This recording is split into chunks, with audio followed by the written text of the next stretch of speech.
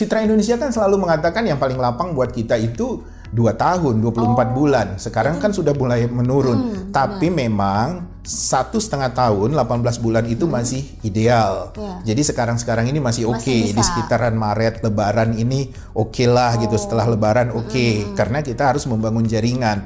Seburuk-buruknya 15 bulan. Tapi kalau sudah di bawah 15 bulan, persiapan itu bukan tidak menjamin, peluang untuk menangnya makin berkurang. Karena di 18 bulan Citra Indonesia menjamin kemenangan 97%. Tapi kalau dia sudah misalnya di bawah 15 bulan mungkin tinggal 80%, 70%.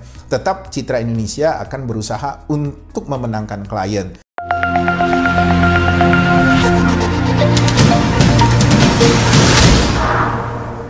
Halo teman-teman Citra Indonesia, kami jamin Anda menang. Kembali lagi bersama saya Wina. Kita akan membahas topik mengenai formula pemenangan pilkada. Nah, pasti banyak banget kan yang masih bertanya-tanya itu gimana sih caranya biar pilkada nanti itu bisa menang ya kan? Nah, langsung aja kita tanyakan kepada konsultan politik kita. Nah Pak, menurut Bapak nih apa sih strategi politik yang dapat diterapkan oleh calon kandidat untuk memenangkan pilkada ini? Ya, banyak orang beranggapan bahwa dengan langkah begini, begitu, begana, begini, begitu, itu adalah langkah yang tepat untuk dia memenangkan sebuah pertarungan pilkada. Baru-baru ini saya dapat klien yang tim suksesnya itu dengan bangga dan gagah mengatakan sama saya, "Bang, pokoknya nanti kita bergerak langsung kita tebar-tebar banner Bang," katanya. "Kita taburin, kita ratain semua." Percaya diri banget ya untuk menang. Bukan, dia percaya bahwa banner itu alat yang ampuh untuk membuat orang langsung memberikan simpati. Jadi elektabilitas, jadi bukan hanya popularitas tapi elektabilitas juga akan langsung naik signifikan. Itu pemahaman dari tim sukses itu. Saya cuma tersenyum aja. Karena buat apa saya berdebat dengan orang yang sudah punya keyakinan seperti itu. Dan dalam hati saya, kalau sampai kandidat ini tidak sepakat untuk jadi klien saya, dapat tim sukses begini, dia bakal hancur.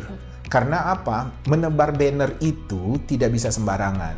Menebar banner itu harus ada timingnya. Kemudian menebar banner itu juga kita harus tahu titik-titiknya.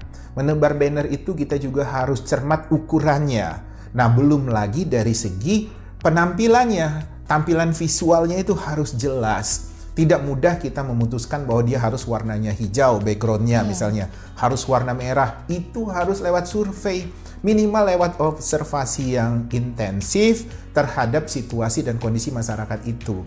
Itu baru satu urusan banner. Nah, sekarang ini tim-tim sukses di daerah-daerah itu percaya bahwa banner itu bisa membuat orang langsung tertarik. Memang banner adalah sebuah alat yang paling meriah. Banner adalah alat yang bisa membuat orang langsung terkaget, ya, kenal dan kaget gitu. Wah, ini siapa nih? Ini siapa nih? Tapi ketika tampilannya kedodoran, ketika masangnya tidak pas, itu akan membuat orang nggak lama menjadi antipati. Mungkin pertama dia tertarik karena penasaran, mau tahu ini orang ini siapa. Tapi begitu lihat, oh ternyata dia begini, referensi itu negatif, akhirnya orang menjadi antipati.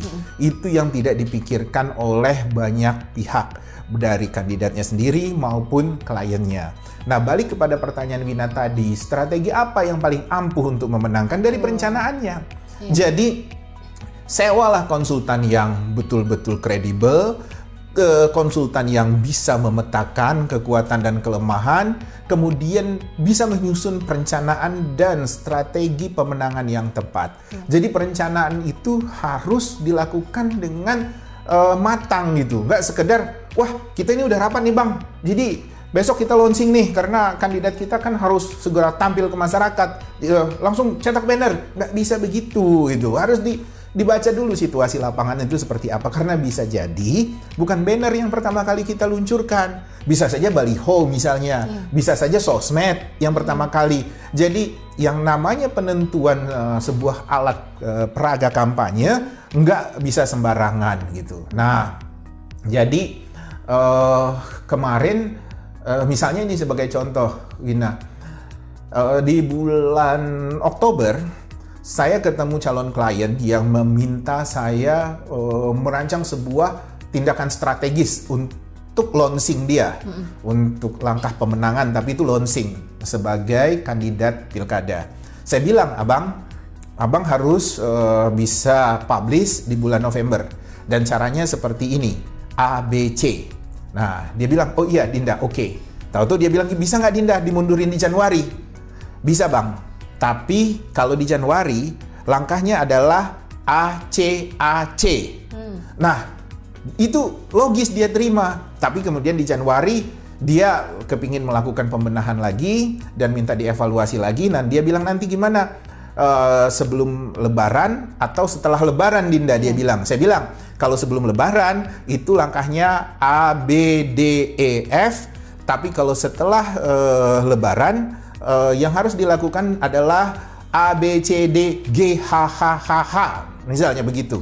Nah, ini nggak bisa sembarangan gitu. Ini hasil dari observasi. Kalau perlu, bahkan mungkin kalau sudah waktunya sudah sangat dinamis, saya harus melakukan survei dulu untuk menentukan A, B, C, D, G, H, H, H, H-nya itu. Karena itu penting, karena itu punya pengaruh yang serius gitu. Nah, jadi strategi pemenangan itu memang ditentukan situasi dan kondisinya, tapi yang paling penting adalah ditentukan oleh perencanaan pemenangan yang baik, dan yang bisa menyusun itu adalah konsultan yang handal, yang kredibel, yang punya kapasitas untuk menyusun itu.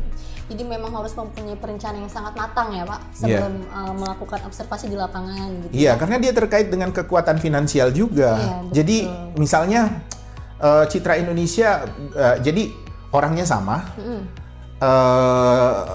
kabupatennya sama, tapi lawannya berbeda. Misalnya hari ini kita anggap lawannya adalah ABC. Kemudian bulan depan ternyata beda, B, C, D.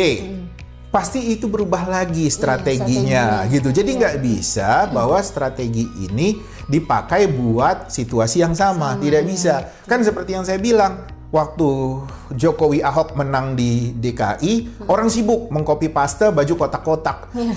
Itu adalah tindakan yang keliru. Karena situasinya sudah berbeda, kondisinya sudah berbeda, persepsi orang tentang kotak-kotak juga sudah berbeda. Nah, ini yang tidak disadari oleh para kandidat. Jadi perencanaan itu penting. Nah, tadi saya ngomong tentang kekuatan finansial. Nah, dia bilang, Dinda, untuk saya menang berapa? Kita hitung misalnya, butuh kemenangan 20 miliar misalnya. Terus dia bilang, waduh Dinda, saya cuma punya 15. Ya kita hitung ulang, kita evaluasi lagi strateginya seperti apa. Dan pasti karena kebutuhan 20, dia punya 15, kita akan lakukan cara yang seoptimal mungkin, tapi tentu jaminan kemenangan akan berkurang. Karena sudah biayanya sudah berkurang gitu. Tapi kalau dia tidak jujur, dia mengatakan, ini bang, untuk abang menang 20 miliar. Oh, beres Dinda. Laksanakan aja. Tapi di tengah jalan, dia ternyata tidak punya uang 20 miliar itu. Dia baru keluar 5 miliar. Ketika kita cas lagi untuk melakukan tindakan nambah 3 miliar, dia bilang, sabar ya Dinda, ini berantakan semua. Nah, jadi harusnya dia jujur. Karena kalau dia jujur, treatment kita di awal pasti beda gitu. Nah, jadi ini yang harus disadari oleh para kandidat-kandidat untuk memenangkan pemilihan langsung gitu. Oke. Selanjutnya Pak, bagaimana peran partai politik dalam proses pilkada dan bagaimana cara membangun koalisi politik yang solid dan efektif? Nah, kalau seperti sudah kita bilang ya, di Citra Indonesia yakin betul untuk memenangkan klien 97%. Kalau lewat jalur independen, apalagi besok pilkada serentak di 2024 itu pasti akan sangat dinamis, akan crowded ya, akan sangat crowded. Partai politik punya kepentingannya masing-masing, kemudian jejaring juga sudah tersebar, ada yang berafiliasi ke koalisi ini, ada yang berafiliasi berbendera ini, berafiliasi dengan caleg ini, jadi itu akan sangat dinamis, akan sangat crowded. Jadi kalau misalnya kandidat ini tidak membenahi jejaring itu lewat jalur independen dari awal, sudah bisa kita pastikan, Citra Indonesia memastikan kalau dia mau maju pilkada baru bergerak di 3 bulan atau 4 bulan sebelum pencoblosan, itu pasti probabilitas judinya itu luar biasa. Itu berjudi namanya. Karena variabelnya sulit untuk diukur, kemudian variabel-variabel yang harusnya bisa kita kontrol itu lemah kontrolnya karena kita baru terjun di 3 bulan 4 bulan sebelum pencoblosan. Karena itu kan sudah benar-benar crowded, itu sudah seperti pasar malam. Orang sudah hiruk pikuk, begana begini, jualan udah begitu banyak. Karena mereka sudah pernah pilpres, sudah pernah pileg, dan sekarang mereka pasti dagangan itu apakah mau tetap harga sama, apa mau diobral atau apa, yang pasti itu udah seperti pasar malam. Nah, jadi kalau misalnya seorang kandidat baru mau muncul 3 bulan 4 bulan sebelum pencoblosan, saya rasa itu sangat beresiko. Nah, jadi kalau dikatakan bagaimana parpol, ya seorang kandidat harus melihat parpol itu sebagai kekuatan pendukung, bukan kekuatan pengusung. Jadi yang mendaftarkan diri dia itu kan pengusung. Nanti yang ikut di gerbong itu pendukung. Nah, harusnya kandidat melihat parpol itu sebagai kekuatan pendukung, bukan pengusung. Nah, yang mengusung dia itu harusnya yang menjadi backbone-nya, tulang punggungnya itu jalur independen. Nah, nanti parpol kalau untuk pilkada dia bisa, karena pilkada boleh independen, pilpres kan nggak bisa independen. Nah, jalur independen boleh didukung oleh parpol. Jadi barisan itu ada parpol-parpolnya, tapi kan dia sudah punya backbone yang kuat karena jejaringnya sudah dibangun 1,5 tahun atau paling telat ya 15 bulan, 16 bulan sebelum hari pencoblosan. Nah, itu yang keren, itu yang akan membuat semua variabel-variabel ini bisa dikontrol sehingga dia bisa menang. Tapi kalau dia nanti tunda lagi, lihat hasil pileg, tunda lagi, lihat hasil pilpres, tunda lagi, siapa tahu dia mendukung kandidat A di pilpres, dia dapat keuntungan menunggangi capres itu sehingga dia mendapat keuntungan popularitas atau apa, itu keliru kalau hitungannya seperti itu. Karena yang menentukan dia menang itulah tim dia yang mau bekerja di lapangan. Bukan karena popularitas dia. Untuk apa popularitas dia tinggi kalau nanti suara dia dirampokin, kalau nanti ternyata jejaring dia tidak jalan?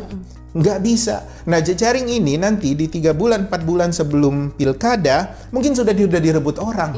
Mungkin sudah dikuasai oleh lawan.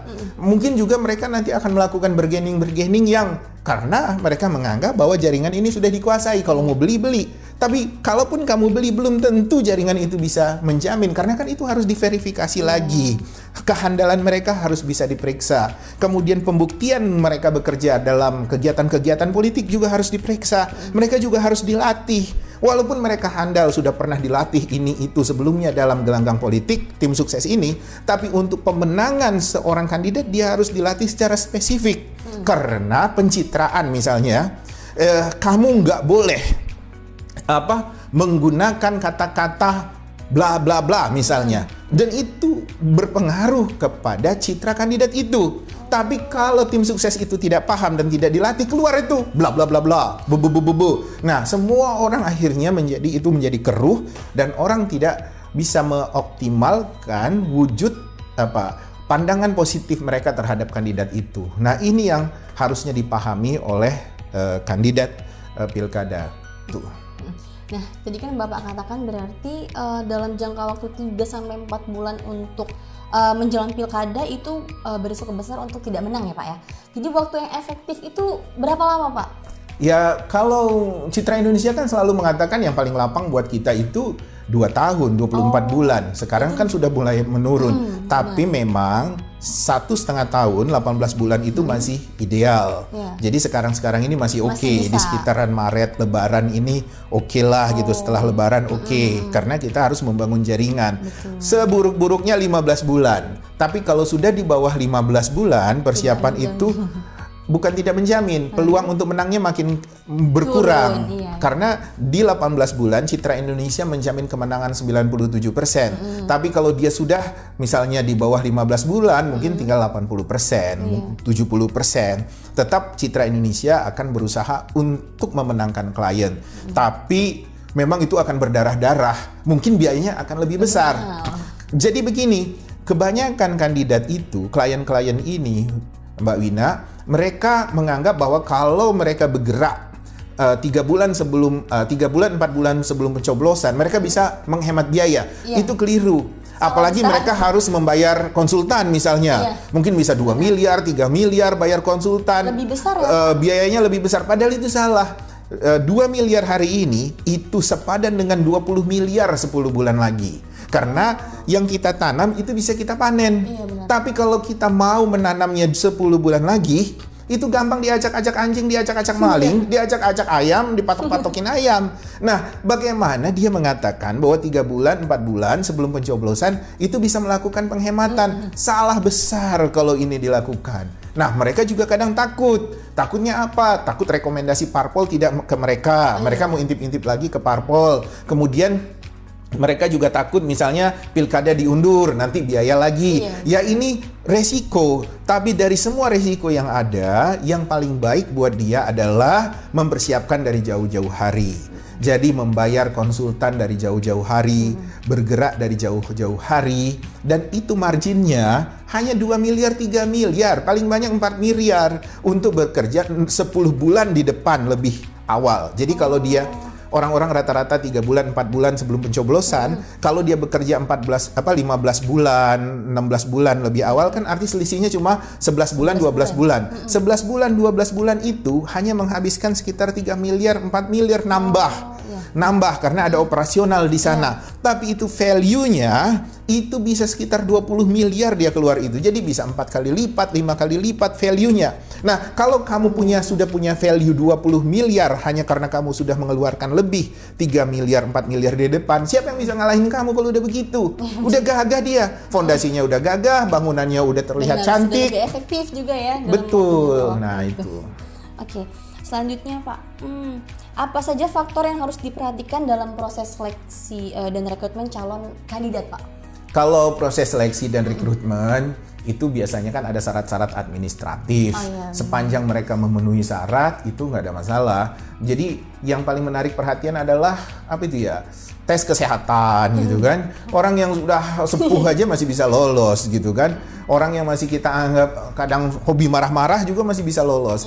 Jadi persoalan administratif itu biasanya hanya ukuran-ukuran formal saja. Tapi kalau mau lihat yang lebih objektif, itu harusnya rakyat yang bisa menilai bahwa mereka menginginkan memang kandidatnya itu adalah kandidat yang tangguh, figur yang tangguh, yang mengerti betul dengan persoalan daerahnya. Itu yang menjadi syarat utama untuk kita melihat sebuah figur yang ingin maju pilkada. Dia harus ngerti betul kandidatnya itu.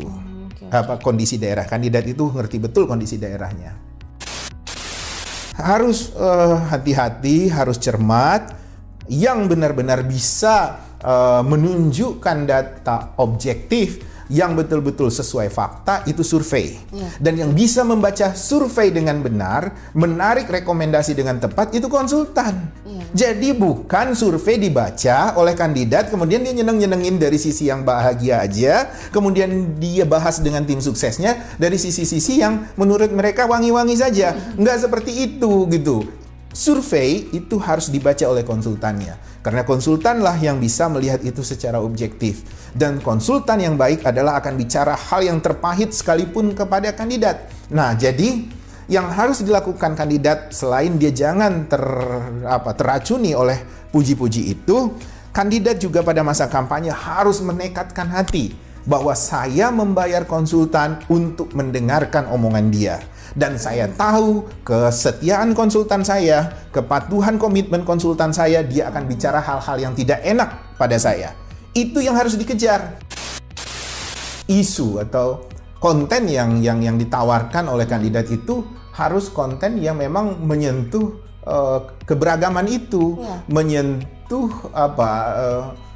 kepedulian atas keberagaman itu. Jadi kalau misalnya seorang kandidat sudah berpihak pada kelompok tertentu, itu akan menjadi problem. Nah, jadi dia harus bisa menawarkan gagasan-gagasan yang bisa diterima orang banyak. Dia bisa menawarkan gagasan-gagasan yang menenteramkan orang banyak. Dan dia bisa menawarkan gagasan-gagasan yang bisa orang-orang itu merasa terayomi. Terlepas dari semua hal bahwa dia akan membawa kesejahteraan di situ. Tapi bagaimana dengan keberagaman itu orang merasa terayomi, itu yang lebih penting. Jadi jangan sampai dia bicara hal-hal yang sensitif yang membuat orang cemas, orang akhirnya menjadi sensitif dan ragu atas komitmen dia. Jadi begitu.